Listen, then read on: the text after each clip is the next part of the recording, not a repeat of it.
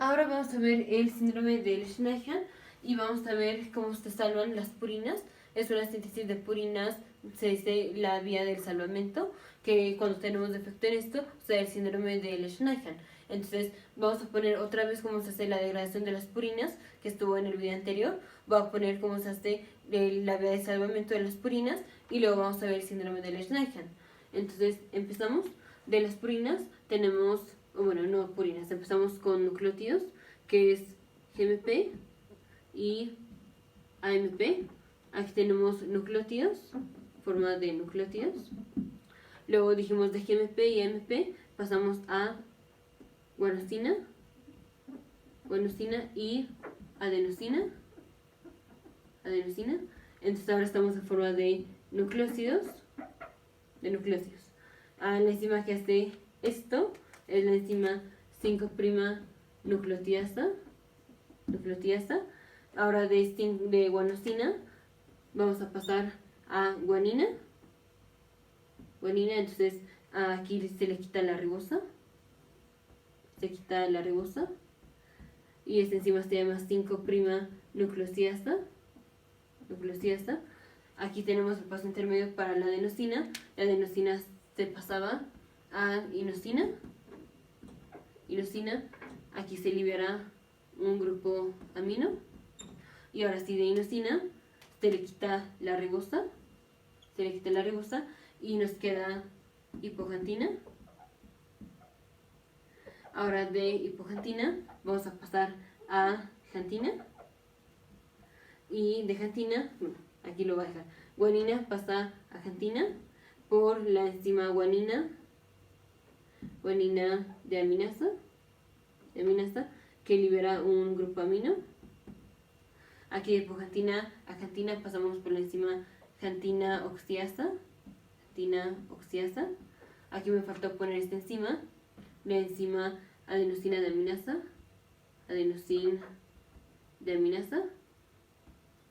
Y de xantina pasamos a ácido úrico por esta misma enzima, la enzima xantina oxiasa. Entonces, esta fue la degradación de las purinas que terminan en ácido úrico. Ahora, en lugar de hacer síntesis de nuevo de las purinas que está en los videos anteriores, podemos hacer un salvamento de las purinas. Esto se llama la vía del salvamento de las purinas, que pues no es la síntesis de nuevo.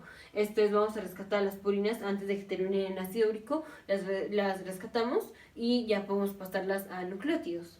Entonces, aquí tenemos nucleótidos, pasamos a nucleósidos y finalmente pasamos a bases y luego xantina y luego ácido úrico. Aquí lo que vamos a hacer es, aquí me faltó poner que aquí se pierden los fosfatos.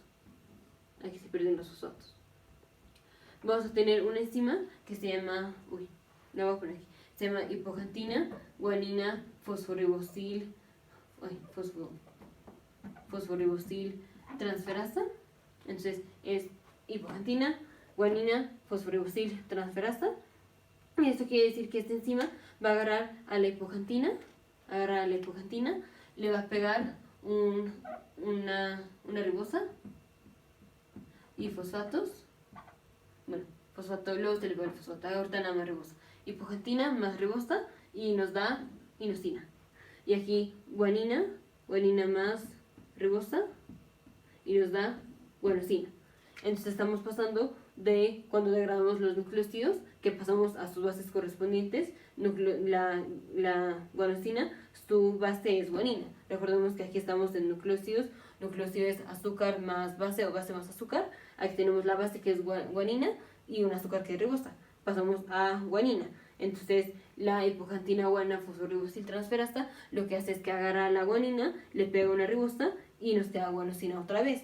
Aquí pasamos de adenosina, pasamos a inosina, que es igual un nucleósido cuya base es hipoxantina, pero ya en conjunto la ribosa y la hipoxantina se llama inosina, se llama el nucleósido inosina.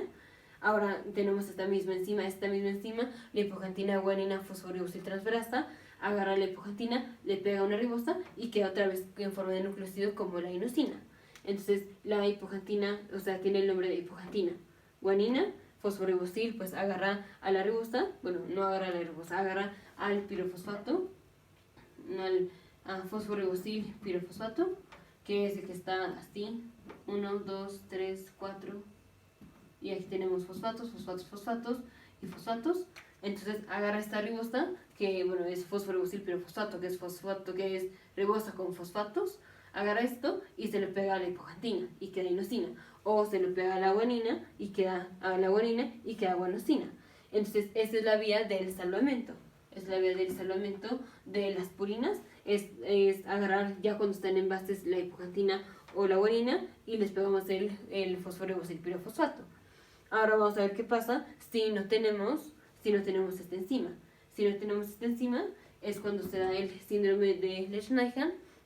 En el síndrome de Lesch-Nyhan el paciente no puede hacer el salvamento de las purinas. Entonces, si el paciente necesita producir purinas, pues para la síntesis de DNA y todo esto, tiene que hacer síntesis de nuevo. Y entonces el paciente va a estar produciendo muchas purinas, o sea, mucho ATP y mucho GMP, GTP, y no las puede salvar, entonces tiene que hacer síntesis de nuevo y síntesis de nuevo y síntesis de nuevo. Por eso vamos a tener mucho ATP, mucho GTP que van a entrar aquí, o sea, finalmente las purinas se degradan, entonces entran aquí a la degradación. Tenemos de nucleósidos pasamos a nucleósidos y de nucleósidos vamos a pasar a bases y estas terminan en xantina y ácido úrico. No tenemos manera de salvarlas, entonces todas las purinas que finalmente produce el paciente que le sirven para hacer DNA, cuando se degraden terminan en ácido úrico. Y como tenemos mucha síntesis de purinas, entonces el paciente las va a mandar a degradación y de degradación van a terminar en el ácido úrico. Entonces el paciente va a tener muchísimo aumento de ácido úrico. Ahora vamos a ver cómo se presenta el paciente con síndrome de Lesch-Nyhan. Generalmente se presenta a las 2, 3, 6 meses, más o menos, generalmente como a los 6 meses. Se presenta como a los 6 meses. Y nos vamos a acordar de la mnemotecnia para lo que va a tener. Va a ser el nombre de la enzima que está defectuosa. Hipoxantina, guanina, fosforibosil transferasa. Entonces, aquí, hipoxantina, guanina, fosforibosil transferasa. La H va a ser de hiperuricemia. Hiperuricemia, pues ya vimos, porque va a tener aumento de ácido úrico. La G va a ser, la hipoxantina, guanina, fosforibosil transferasa. La G va a ser de growth retardation, retraso en el crecimiento, y bueno, retraso en el crecimiento. Y gota, pues por el aumento del ácido úrico. Recordemos que la gota está dada, bueno, en general la gota clásica está dada por aumento del ácido úrico. Entonces tenemos al paciente que está produciendo mucho ácido úrico porque está degradando todas las purinas que está produciendo, va a tener gota. Y retraso de crecimiento. Luego la P. La P esto es de pissed off. Esto es en inglés, que se refiere a la agresión y mutilación. Esto es que el paciente, como tiene depósitos de ácido úrico, tiene depósitos de ácido úrico en casi todas sus articulaciones y es una cantidad impresionante de ácido úrico. Entonces el paciente está en sus articulaciones, que es un espacio muy chiquito, va a tener cristales de ácido úrico y esto le va a doler de manera impresionante al paciente. Y como le duele tanto, el paciente se empieza a morder los dedos, o sea, tratando de quitarse el dolor. O sea, según si se muerden, pues se le empieza a quitar el dolor según. Entonces el paciente se empieza a morder, clásicamente se muerde los dedos y se empieza a morder los labios. Eso es self-mutilation en inglés, que es el pissed off. Y la otra es que tienen pues conducta agresiva de que se están mordiendo los dedos y los labios. Entonces, esta es la P. R es de retardation. Esto es también de retraso mental. Retraso mental. Y ya vemos retraso de crecimiento. Y la T, esto es de distonía. Entonces, aquí está la T. Entonces, esta es la mnemotecnia. Entonces, el paciente que tiene síndrome de Lesch-Nyhan generalmente se presenta a los 6 meses. Característico, viene con la conducta esa agresiva de que se están comiendo, que se están mordiendo los dedos y los labios. Eso es característico, eso es patognomónico para síndrome de Lesch-Nyhan. Si tenemos un paciente o un niño que todo el tiempo se está mordiendo y mordiendo los dedos, o sea, literal que se está mordiendo los dedos o los labios, tiene síndrome de Lesch-Nyhan, hasta demostrar lo contrario, que pues no hay manera de demostrar lo contrario, tiene síndrome de Lesch-Nyhan.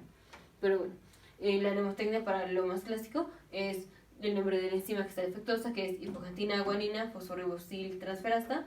H de hiperuricemia porque está excretando mucho ácido úrico, porque como no tiene la enzima hipoxantina buena fosforibosiltransferasa, todas sus purinas vienen de síntesis de novo, no pueden salvarlas, entonces producen muchas purinas, entonces finalmente las degradan y mucho aumento de purinas hace mucha degradación y terminamos en mucho ácido úrico.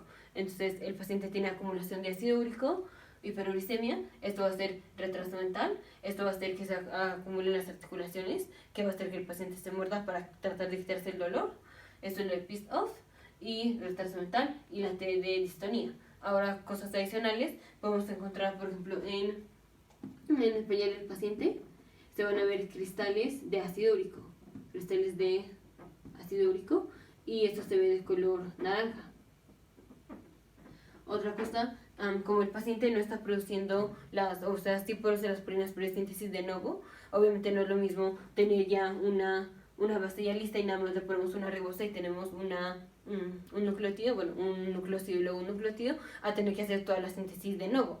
Entonces los pacientes que tienen que hacer toda la síntesis de novo se van a tardar en hacer la síntesis y esto va a hacer que las células ya en la célula, recordemos el ciclo celular, que la célula crece, luego hace la síntesis, luego vuelve a crecer y luego la mitosis. Aquí puede ser que la célula ya esté crecida y que esté lista, digamos, para dividirse, pero si no tenemos la síntesis de DNA porque todavía no ha producido todos los nucleótidos, entonces las células se quedan ahí atrapadas hasta que el paciente finalmente forme los nucleótidos. Entonces, células atrapadas que ya crecieron, si vemos por ejemplo a los neutrófilos, son neutrófilos que están listos para dividirse, están crecidos, no listos para dividirse porque no tienen el DNA duplicado, pero ya crecieron y ya ya un neutrófilo normal ya se hubiera dividido, pero para este paciente no, porque no está produciendo los nucleótidos, porque se tarda en producir los nucleótidos porque es síntesis de novo. Entonces, al tardarse por la síntesis de novo, tenemos células que están creciendo o que están crecidas, pero todavía no se duplican. Y eso es lo característico de las células de los neutrófilos segmentados,